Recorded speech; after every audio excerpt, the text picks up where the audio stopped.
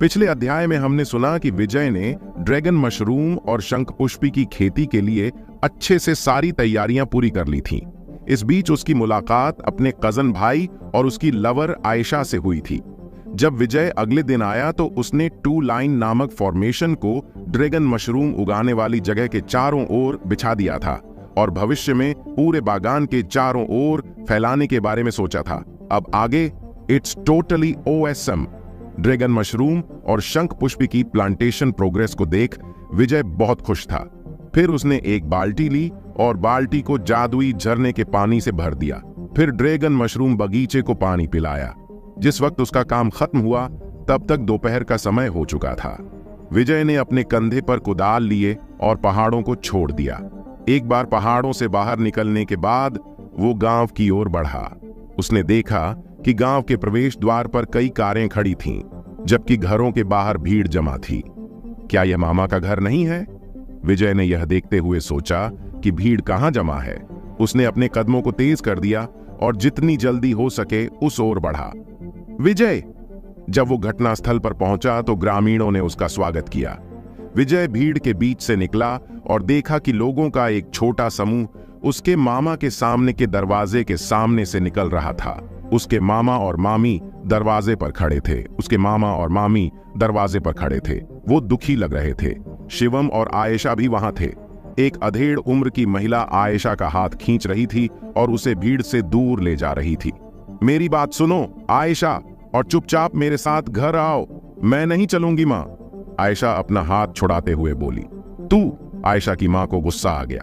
बेशर्म लड़की, क्या तेरे अंदर कोई शर्म नाम की चीज नहीं है? तेरी अभी शादी नहीं हुई है, फिर तू पराये आदमी के घर कैसे रह सकती है? मुझे परवाह नहीं है कि आप क्या कहती हैं माँ। मैं आप लोगों के साथ नहीं चलूंगी। मैं केवल शिवम से शादी करना चाहती हूँ और किसी और से नहीं, आयशा ने कहा। होश में आओ आयशा, तुम अब बच्ची नहीं हो। तुम अभी भी इतनी नादान क्यों हैं? जरा गौर से देखो, यह उसका घर है। ये इतना टूटा हुआ और जर्जर है कि कोई वहां कैसे रह सकता है? जब यह लड़का अपना घर अच्छे से नहीं बना सकता तो शादी के बाद तुम कहां रहोगी? क्या तुम एक बच्चे का खर्च उठा सकती हो? और क्या तुम उसे एक अच्छे स्कूल या कॉलेज में भेज पाओगी? इसके लिए पैसे की जरूरत होती है। ऐसा नहीं है कि मैं इस शादी से सहमत नहीं हूं। मैं तो बस तुमसे यह कह रही हूं कि जब यह तुम्हारे लिए एक अच्छा घर नहीं बना सकता है, तुम्हारे खर्चों को नहीं झेल सकता है, तो तुम इसके साथ खुश कैसे रहोगी? तुम मेरी इकलौती बेटी हो। मैं तुम्हें दुखी कैसे देख सकती हूं? आयशा बेटा, तुम्हें हमारा भी ख्याल होना चाहिए। तुम्हारे पिता तुम्हारी वजह से बीमार हैं। वो अभी भी घर पर बिस्तर पर पड़े हैं, आयशा की मां ने सहानुभूतिपूर्वक कहा। आयशा अपनी मां के शब्दों से थोड़ी प्रभावित हुई और उनकी लंबी चौड़ी स्पीच के अंत में उसकी आंखों में थोड़ा दर्द झलक आया था। उसने एक गहरी सांस ली और कहा, मां सॉरी, लेकिन मैं आपके साथ नहीं चलूंगी। मैं समझ सकती हूं कि आप क्या कहना चाहती हैं, लेकिन आप मेरी फीलिंग्स नहीं समझ रही हैं। मैं सिर्फ शिवम से प्यार करती हूं। उसके अलावा मैं किसी और आदमी के बारे में सोच भी नहीं सकती हूं। तो शादी तो बहुत दूर की बात है। हाँ, मैं मानती हूं कि वो थोड़ा गरीब है, लेकिन ऊपर वाले ने हमें सही सलामत हाथ पैर दिए हैं। हम अपना फ्यूचर बना सकते हैं। भले ही हमारे पास अभी के लिए कुछ नहीं है, लेकिन मुझे यकीन है कि हमारा फ्यूचर सिक्योर होगा। माँ, क्या आपने यह नहीं कहा था कि जब आपने शादी की थी तब आप और पिताजी गरीब थे? फिर अब ऐसा क्या हो गया? मिस माहिरा दंग रह गईं और उनके पास इसका कोई जवाब नहीं था। माहिरा आयशा की मां थी। मूर्ख लड़की, अब समय अलग है तो तुम्हारी स्थिति वैसी ही कैसे हो सकती है? तुम्हें दर्द बद्र भटकने की कोई जरूरत नहीं है। फिर तुम ऐसी जिद क्यों कर रही हो? क्या तुम्हें लगता है कि पैसा कमाना इतना आसान है? तुम्हारा यह सो कॉल्ड शिवम इतना भी एजुकेटेड नहीं है। यह केवल मामूली काम कर सकता है। क्या इसमें कोई फ्यूचर है? शिवम एक तरफ खड़ा होकर चुपचाप यह सब सुन रहा था। उसने अपने दांत कस लिए और दर्द के भाव उसके चेहरे पर झलक आए। वो केवल अपनी असमर्थता पर विलाप कर सकता था। मामा ने एक गहरी सांस ली। वो भी असहाय लग रहा था। वो आयशा से खुश था। वो सुंदर थी और घर के काम में मेहनती थी। हालांकि यह वास्तविकता थी। वो एक पहाड़ी गांव में रहता था और उसके पास ज्यादा पैसे नहीं थे। वो शहर से बहू नहीं रख सकता था। अकेले दुल्हन के खर्चों की कीमत पहले से ही 1 लाख रुपए थी। उसके परिवार के पास इतने पैसे नहीं थे। मामी ने भी सांस ली। उसने दया से शिवम की ओर देखा। ग्रामीणों ने भी मजबूरी में सिर हिलाया। वो जानते थे कि एक ग्रामीण के लिए शहर की एक पत्नी का खर्चा झेलना आसान नहीं था। आयशा, अब अपनी जिद छोड़ो और मेरे साथ घर चलो। तुम्हारे पापा और मैं इस शादी के लिए कभी सहमत नहीं होंगे। ये तुम डिसाइड नहीं करोगी कि तुम्हारी शादी किससे होगी और किससे नहीं। मिस माहिरा ने सख्ती से कहा और अपनी बेटी को बाहर खींच लिया। मां, आप मेरे साथ जबरदस्ती नहीं कर सकती हैं। मैं शिवम के अलावा किसी और से शादी नहीं करूंगी। आयशा रोने के कगार पर थी। नहीं, मैं इसके अलावा बाकी सब बातों से समझौता कर सकती हूं। आयशा ने दयनीय चेहरा धारण किया। मां, अगर आपने मेरे साथ जबरदस्ती की तो मैं मर जाऊंगी। मिस माहिरा हैरान रह गईं। तुम मूर्ख लड़की, तुम में ऐसा कहने की हिम्मत कैसे हुई? क्या तुम मुझे गुस्सा दिलाकर मार डालना चाहती हो? मिस माहिरा इस वक्त बहुत गुस्से में थी, लेकिन अब वो कम आक्रामक हो गई। उसे डर था कि कहीं उसकी बेटी हताशा में कुछ मूर्खतापूर्ण कदम ना उठा ले। शिवम आगे बढ़ा और जमीन पर घुटने टेक दिए। मॉम, प्लीज, आप मुझे आयशा से शादी करने की अनुमति दे दीजिए। मैं कड़ी मेहनत करूंगा और आयशा को खुश रखने के लिए हर मुमकिन कोशिश करूंगा।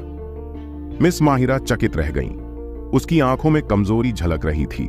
वो शिवम को नापसंद नहीं करती थी, लेकिन उसका परिवार बहुत गरीब था और वो अपनी बेटी को गरीबी का जीवन भुगतते हुए नहीं देख सकती थी। उसने धीरे से सांस ली। जैसे ही वो फिर से बोलने वाली थी, उसने अपने बगल से एक कर्कश आवाज सुनी। हे माहिरा, तुम इस शादी के लिए कभी सहमत नहीं हो सकती हो। तुम्हें उसकी परवाह करने की जरूरत नहीं है। वो सिर्फ एक गरीब गांव का फटीचर लड़का है और फिर भी वो तुम्हारी प्यारी बेटी से शादी करना चाहता है। वो जरूर कोई सपना देख रहा है। एक अधेड़ उम्र की महिला बात करते हुए उनके पास चली आई। उसका चेहरा घमंडी और अशिष्ट लग रहा था। क्या हम इस बात पर सहमत नहीं थे कि आयशा को विराट से शादी करनी चाहिए? हमने दुल्हन की कीमत भी तय की है, 5 लाख रुपए और 10 लाख रुपए की एक कार। फिर उसने शिवम की ओर देखा। अरे ओ शिवम के बच्चे, क्या तुमने यह सुना? 5 लाख रुपए। अगर तुम जीवन भर काम भी करते हो तो भी तुम इतना पैसा नहीं कमा पाओगे। अगर तुम समझदार हो तो तुम समझ सकते हो कि तुम्हारे लिए क्या बेहतर है। अब तुम्हें हार मान लेनी चाहिए और आयशा से शादी का ख्वाब देखना बंद कर देना चाहिए। आह, यह दूरस्थ गरीब गांव मुझे असहज कर रहा है।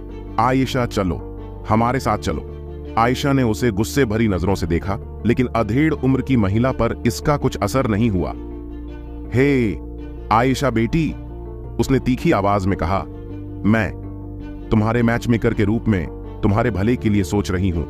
तुम अभी के लिए मुझसे नफरत करोगी, लेकिन तुम भविष्य में मेरे प्रति आभारी रहोगी। फिर वो भीड़ की ओर मुड़ी और चिल्लाई, विराट, क्या तुम यहां अपनी प्यारी पत्नी को घर वापस ले जाने के लिए नहीं आए हो? भीड़ में से एक यंग लड़का बाहर निकला। उसने एक बिजनेस सूट और लेदर शूज पहने हुए थे और उसके हाथों में एक फ्लावर बुके और एक छोटा काला डिब्बा था। वो शिवम के सामने चलकर आया और उसे अफसोस भरी नजरों से देखा। शिवम, तू कहता रहता है कि तू आयशा को खुशी देगा, लेकिन सच में क्या तू इस काबिल है? उसने सर्द आवाज में कहा। अपने घर को देख, फिर इस गांव को देख। ये पहाड़ों में इतना गहरा है कि पक्षी भी यहां नहीं रुकेंगे। तू बस एक कीड़ा है जो गरीबी में पनपा है। क्या तू अपनी वजह से आयशा को भी इस गंदगी में रखना चाहता है? वो तुझसे बेहतर लाइफ डिजर्व करती है। जहां तक मेरा सवाल है, मैं आयशा को वो सारी खुशियां दे सकता हूं जो वो डिजर्व करती हैं। इसलिए अगर तू एक मर्द है तो पीछे हट जाने में तेरी भलाई है और आयशा से दूर रहना चाहिए। शिवम के दांत गुस्से में इतने कस गए कि किटकिटाने की आवाज बाहर तक सुनाई दे सकती थी। आखिर क्या होने वाला है विजय की इस दिलचस्प कहानी का अगला पड़ाव जानने के लिए बने रहें हमारी कहानी सुपर बिजनेसमैन के साथ, सिर्फ द हॉरर हंटर चैनल पर। पिछले अध्याय में हमने सुना कि विजय ने ड्रैगन मशरूम के लिए 2 लाइन नामक एक फॉर्मेशन का गठन किया था ताकि उन्हें पनपने के लिए सही वातावरण मिल सके। पहाड़ों से निकलने के बाद वो पापड़ा गांव पहुंचा। वहां उसने देखा कि आयशा की मां माहिरा, एक अधेड़ उम्र की औरत और विराट नाम का एक लड़का शिवम को खरी खोटी सुनाते हैं और उसकी गरीबी का मजाक उड़ाते हैं। अब आगे शिवम की इंसल्ट करने के बाद विराट आयशा की ओर मुड़ा और एक घुटने के बल बैठ गया। फिर छोटे से ब्लैक बॉक्स को उठा लिया। मैरी मी आयशा, उसने पर्सनैलिटी कहा और ब्लैक बॉक्स को ओपन किया जिसके अंदर तक चमकती हुई डायमंड रिंग थी। यह देखो, यह एक डायमंड रिंग है और इस डायमंड की कीमत लाखों में है। अधेड़ उम्र की औरत चिल्लाई। वाह! आसपास के सभी लोग टकटकी लगाए डायमंड रिंग को देखने लगे। गांव में कोई भी हीरे की अंगूठी खरीदने के लिए कुछ 10,000 रुपए भी खर्च नहीं कर सकता था और इसकी तो लाखों में कीमत थी, लेकिन आयशा पर इसका कुछ असर नहीं पड़ा और उसने गुस्से में कहा, विराट, मैं तुमसे कभी शादी नहीं करूंगी। तुम? विराट की अभिव्यक्ति कठोर हो गई। उसका चेहरा शर्म से फिर गुस्से से लाल हो गया। सीधा रिजेक्ट होना उसके चेहरे पर एक जोरदार थप्पड़ लगने की तरह था। वो नहीं जानता था कि कैसे उसकी तुलना में एक दूर दराज के गांव का गरीब लड़का बेहतर था। मुझे बताओ आयशा की मेरे अंदर किस चीज की कमी है? क्यों तुम मुझे एक्सेप्ट नहीं करना चाहती? इस फटीचर को देखो, क्या यह मुझसे बेहतर है? क्या यह तुम्हें खुश भी रख पाएगा? इसके जर्जर मकान को देखो, इन गांव वालों को देखो, वो सभी गरीब, असभ्य और अनपढ़ हैं। तुम यहाँ कैसे रह सकती हो? विराट ने उत्तेजित होकर चारों ओर के लोगों की ओर इशारा करते हुए चिल्लाया। उसकी बात सुनकर गांव वालों के चेहरे काले पड़ गए। वो सभी विराट को शत्रुता की नजर से देखने लगे थे। इन जर्जर घरों को देखो, अरे वाह!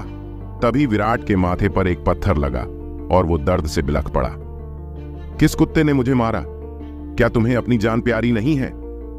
एक हाथ से अपना माथा पकड़े विराट ने चारों ओर देखते हुए गुस्से में चिल्लाया, यह किसने किया? तुरंत मेरे सामने आओ, वरना। वो गड़गड़ाया। तभी भीड़ के बीच से एक परछाई बाहर आई और उसके सामने आकर खड़ी हो गई। ये सफेद बटन डाउन शर्ट पहने एक लड़का था जिसके कंधे पर एक कुदाल थी। उसकी पैंट मिट्टी से सना हुआ था और वो एक किसान की तरह लग रहा था।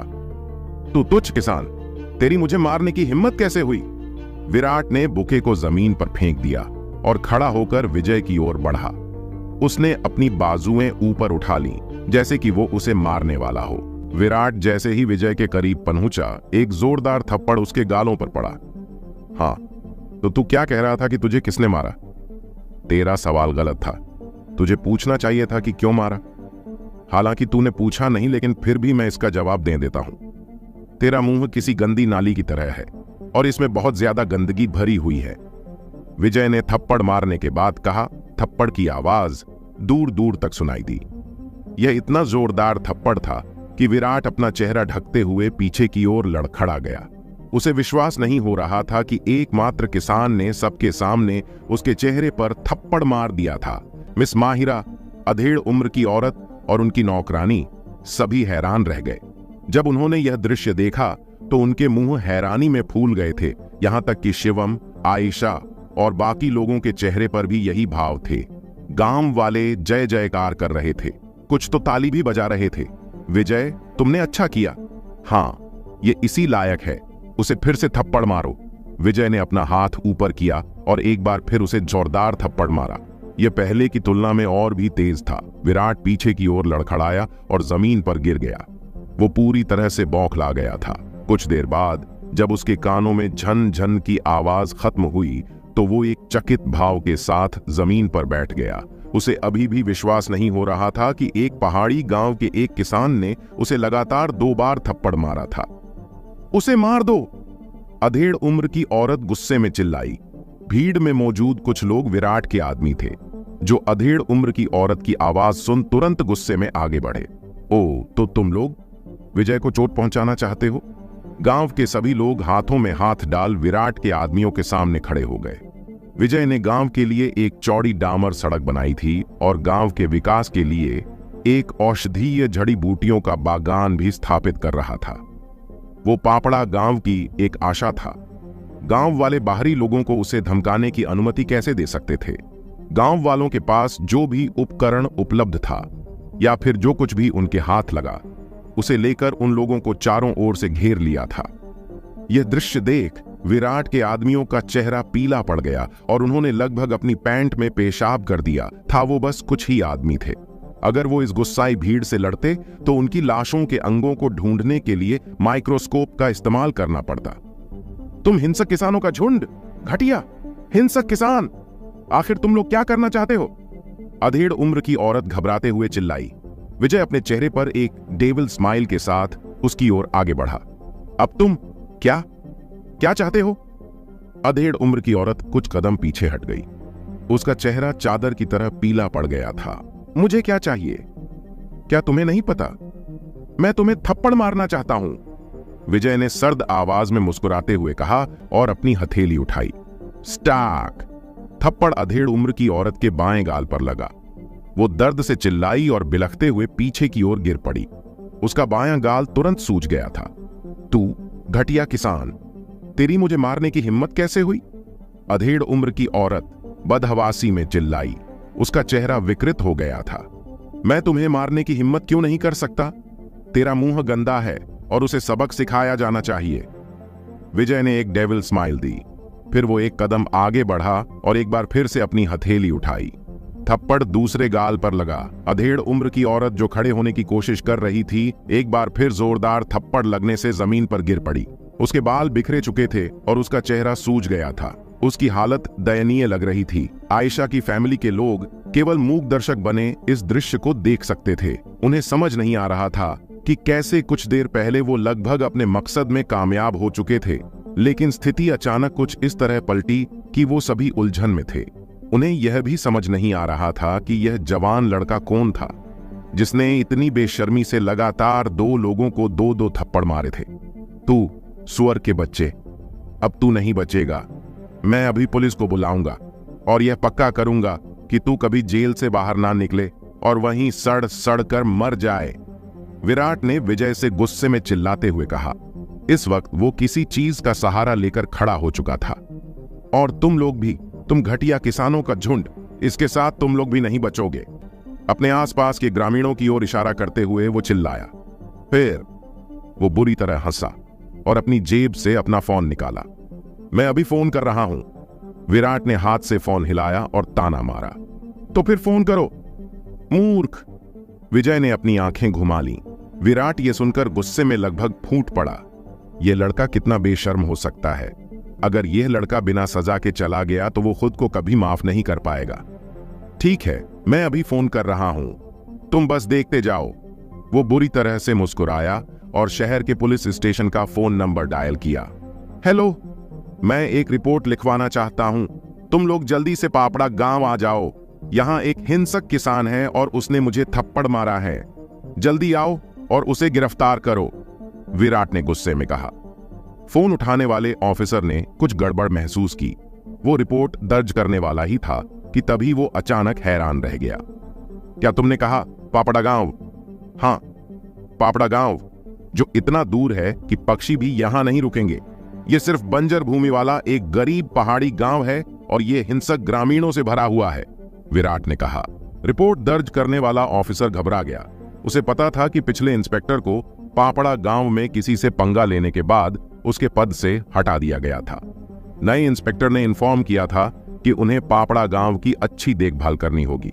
सबसे इंपॉर्टेंट बात यह थी कि उन्हें वहां विजय नामक एक व्यक्ति से पंगा ना लेने के लिए कहा गया था।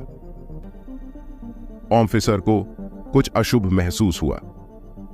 उस व्यक्ति का नाम क्या है जिसने तुम्हें थप्पड़ मारा था? क्या विराट की दर्ज रिपोर्ट के बाद पुलिस पापड़ा गांव एक बार फिर से पहुंच जाएगी? आखिर पुलिस ऑफिसर का क्या रिएक्शन होगा जब उसे पता चलेगा कि विराट जिसकी रिपोर्ट दर्ज करा रहा है वो विजय है? आखिर क्या होगा? विजय की इस दिलचस्प कहानी का अगला पड़ाव जानने के लिए बने रहें हमारी कहानी सुपर बिजनेसमैन के साथ सिर्फ द हॉरर हंटर चैनल पर।